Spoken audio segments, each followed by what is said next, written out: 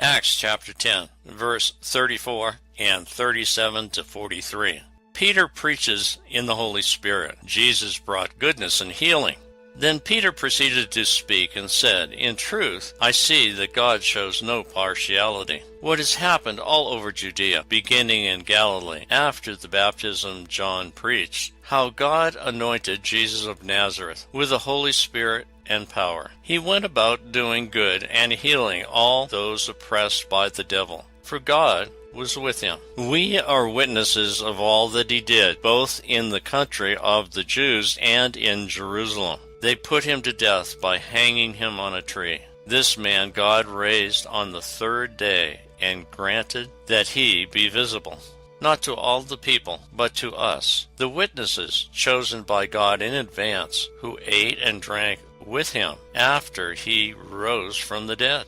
He commissioned us to preach to the people and testify that he was the one appointed by God as judge of the living and the dead.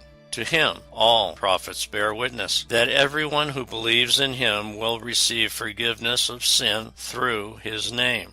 Peter had just come from the home of Cornelius and was impressed by the truth he had just learned there. God doesn't show any partiality toward any race, Gentile or Jew. God values all humanity equally. Peter takes his place of leadership given to him by Christ in Matthew 16:19. He now picks up the keys that will unlock the door of Christianity for both Jew and Gentile. This is a short, powerful, and important speech given by St. Peter. It is surprising that Peter, a fisherman, was able to give a brief outline of how Christ lived, died, and rose from the dead, and that everyone who believes in him receives forgiveness of sin through his name. Peter clearly explains that he has witnessed all of these events.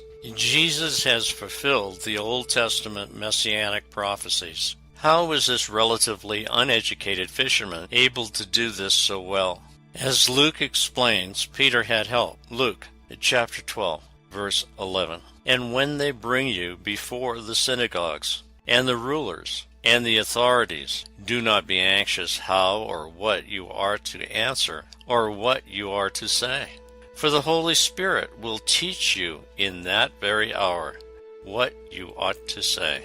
In verse 39 we read, "They put him to death by hanging him on a tree." That's an interesting phrase, probably chosen to clearly identify those who put Jesus to death. The Jewish method of execution was by stoning. It was the Roman and the Gentile nations who used crucifixion as punishment. By using this phrase, Peter was saying there is no reason for anti-Semitism, the hatred of Jews, for killing Christ.